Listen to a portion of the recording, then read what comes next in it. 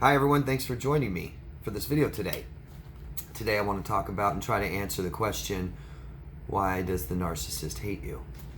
As many of you probably felt it in the relationship, growing up with family, and definitely feel it after the relationship is over, right? I mean, that's what they try to make you feel like. That's what they show you. That's what they tell you. Yeah? So I want to start by saying there's a lot to say about how somebody feels about others and how they treat them. I just want to get that out of the way right away and have you guys ponder on that for a little while. But first, if you could, support what I'm doing here by subscribing to the channel and voting up or down and telling me why. Comment down below, ask questions, share this with other people. I'd really appreciate that, and hit that notification bell if you want to see when videos come out. I'm trying to make more videos a week now. Thank you. So let's start off with childhood.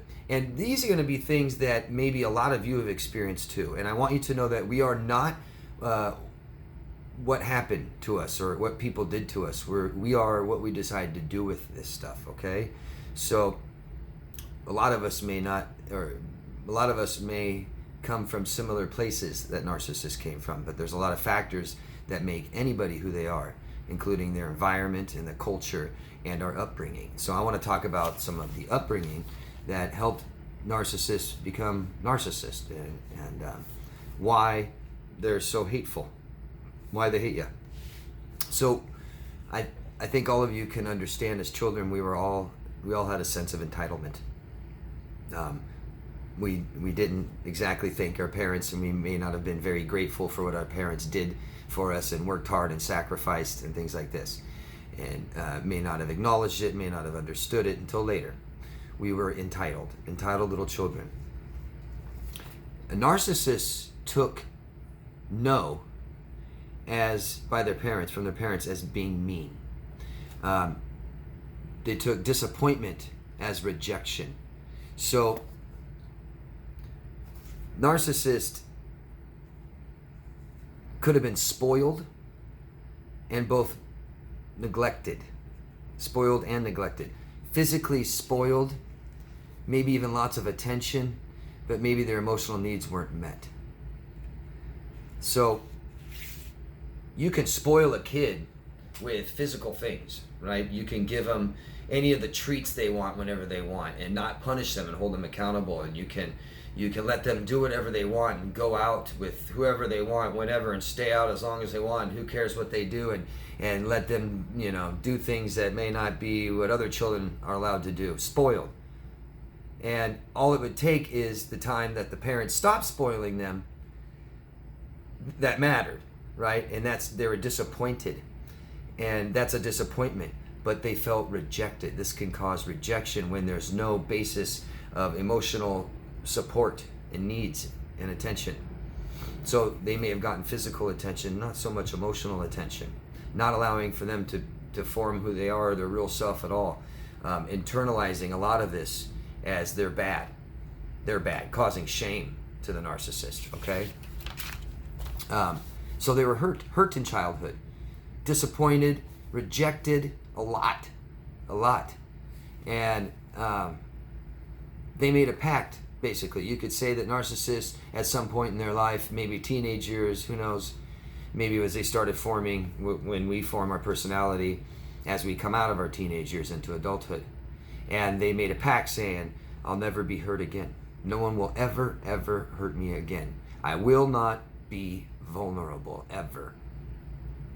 And this never allows them to form healthy bonds and relationships with people. But it also made the narcissist reliant and dependent on others to get their emotional needs met, to receive love and attention, because they can't do it for themselves. Narcissists can't be alone. They don't find happiness in being alone. They find happiness through other people, dependent on it. No self. They remain resistant to vulnerability. So what this does is, we're all seeking love, whatever that means, right? I'm not going to get too far into did they love you, But let's say we all are seeking love, and we all have our own definition of what that is.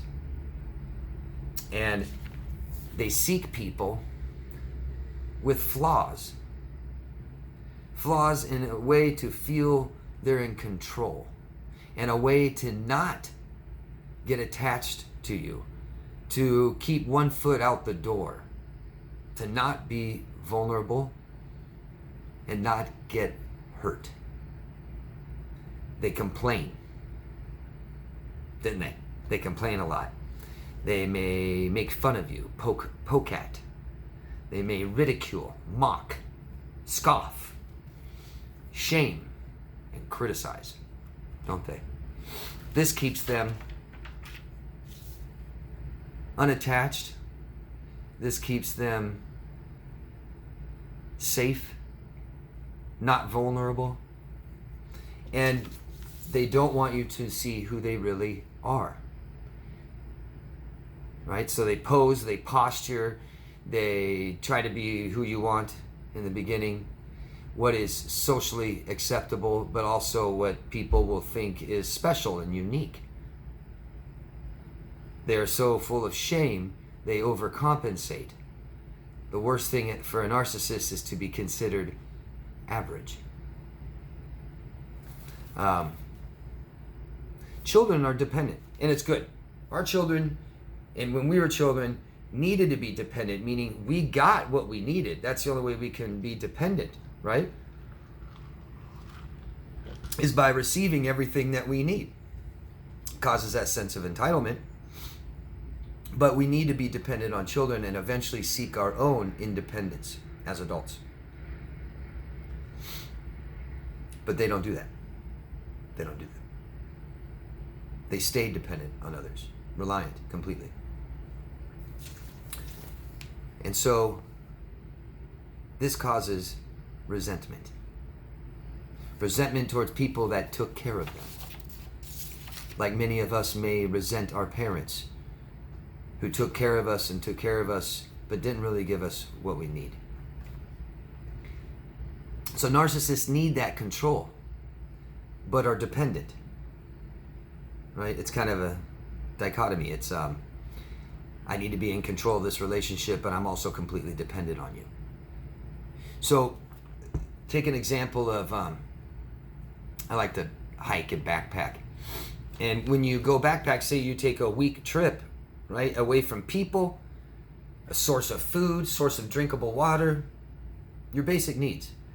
So if you go on a hiking trip with a narcissist, the example I give is this, but why? Because let's say that you have all the gear, right? The narcissist is just carrying some simple belongings that they wanted to take with them, some comfort objects, but you have shelter, you have the tent, you have his sleeping bag, his or her, you've got the food, you've got the water, you've got things that keep you safe and the lights and stuff like this. He's dependent on you. And so he must control you. He'll keep an eye on you. Won't let you get too far. Yeah? Won't let you go out with your friends or your family maybe. See that? Totally worried that you'll take everything he needs away. You have it. Jealousy.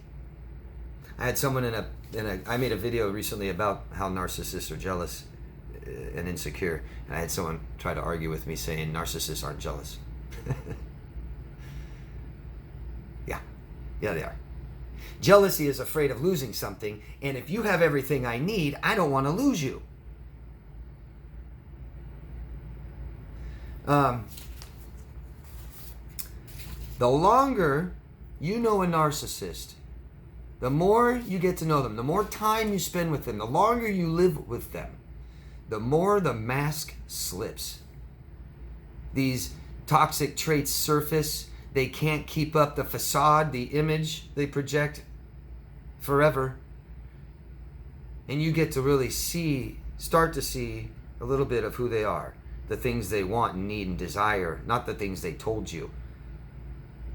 And this makes them feel vulnerable. exposed. This causes frustration, which causes anger, which then causes resentment. Narcissists are full of shame, never forming their own true self, rejecting it. Wasn't allowed to. Totally hates themselves. And they know after time, you will hate them too. So the end of a relationship that has failed, and this doesn't mean, this can mean, or it doesn't matter if they discarded you, especially if you discarded them. I hate to say that word, but broke up with them. We don't discard people like garbage. But the relationship has failed. This failure and ends and loss of relationship and people causes introspection. It forces introspection. And that's why it hurts, guys. That's why it hurts. This can cause depression. We call it situational depression. The narcissist, it hurts too much. It hurts too much. And they said, nobody will hurt me. Right? They made that promise. And now here they're getting hurt. Because all these things caused all kinds of fears. Rejection, fear of intimacy, fear of abandonment, and many, many more. So they end the relationship. Typically, they may discard you. You may end it with them. So they're forced to look at themselves and they hate themselves, ashamed, believing they're bad people, inadequate, not good enough, not equal. And so they refuse to do that. They refuse to do that. And one good way to do that is to blame you for everything. It's kind of like a transfer, right? It's like saying, I'm not going to accept this part of myself. We became so enmeshed, it's you. I hate you. And they'll go out and smear campaign and control other people's perception of you. Because that's how they even form a self. Their self is projected. Their false self is projected out there for others to accept. And they can't accept their real self. And so they say, that's you. That's you. That's her. She's bad. She always did this. She always did that. She never did this for me. Because the narcissist was totally dependent on you. And you took care of them. Think all the things you did for your narcissist, right? Your ex. Not just an ex-narcissist. Everything from, household chores. Cleaning up after them. Doing the dishes. Feeding them. Taking them places. They may not even have a driver's license. But comforting them. Making them feel better. Trying to raise their self-esteem and self-worth and confidence levels. Because they're just so down here. You did that for them. They were dependent on that. This causes frustration, like a child who's frustrated, not in control. And they resent you for it. They resent you. They hate you. And going back to what I said in the beginning, it says a lot about how we feel about others and how we treat them. It says a lot about a person, doesn't it? Think about after this relationship, when we introspected and we became depressed because of loss, and we started maybe fearing other people, thinking people that are bad, finding the bad in people. You'll find whatever you're looking for. Trust me. People are so multifaceted, we can't put them in a good or just bad category. So we can appreciate the qualities of humans, or we can be scared and judge the inadequacies of humans, of other people. Depression does this. I think someone who hates themselves, who carries so much shame, is only led to hate others, to mistreat them, to hurt people, because they're hurting inside. So, I hope this helps you understand why your ex, that may be toxic, maybe a narcissist, said they hate you or shows that they hate you. There's a saying that love and hate are bedmates. But I don't think it happens at the same time. I don't. I think you're either more inclined to love your partner or more inclined to hate them. If you have a love-hate thing going on every day, not only are we unstable, but there's something going on that's wrong. And this says a lot about how we feel about ourselves. I get lots of clients that come to me and said, I can't believe I allowed myself to be so vulnerable. I can't believe I allowed them to put me in this place that I'm at, never giving me anything that I wanted or needed, and me providing it all the time. Relationships take this. Relationships take some compromise, some sacrifice, and we must be vulnerable. But our parents didn't teach us how to do that safely. We have boundaries to keep ourselves safe. We learn how to communicate better and better, and we take time before we attach and commit to our partners, our friends. Okay? So the narcissists promise they'll never be hurt again like they were in childhood. And this never allows them to form any kind of healthy relationships or maintain them. And that's why personality disorders, the terms, were ever created. Ever. Because patients, narcissists, borderline, social, some of them, believe it or not, they go get help. Right? Because we need relationships with people. No matter what they're looking for, we can call it love or attention or needs. They're all different for everybody. But they need this stuff, and they're looking for it, and they can't get it. You finally said no at some point, like their parents. And it was rejection. Somebody completely dependent on you. So I hope this helps, because understanding this stuff really is the beginning of healing from it. And that's why, a big reason you guys are watching narcissist videos, to understand your exes. I know they're out of your life and you may never want to talk to them again, but here you are trying to understand them. Try to make sense of the pain, because the things that hurt you and you don't understand causes shame. We're left to believe that we are bad people, and we're not. You're not. Because we don't judge others, and we definitely don't judge people for the past, and we can't judge ourselves for the past. We hold others accountable for their behaviors today, and also ourselves. So be mindful of what you're doing, because it translates to how we feel. It doesn't matter what we do, only how we feel about it. And a narcissist that cannot introspect, that cannot look at themselves, cannot accept their own failures and mistakes and pain. They reject all of these parts of themselves. So accept yourself, learn from it, and not repeat it. That's the real pain. Okay? Yeah, I hope this video helps. Tell me, let me know, please. I'd appreciate that very much. Thank you. And again, try to support my channel any way you can. I'd really appreciate you for that too, by subscribing, voting, and commenting. Anybody wants coaching, daviddemars.com. And always love yourself first. Thanks, guys. Bye.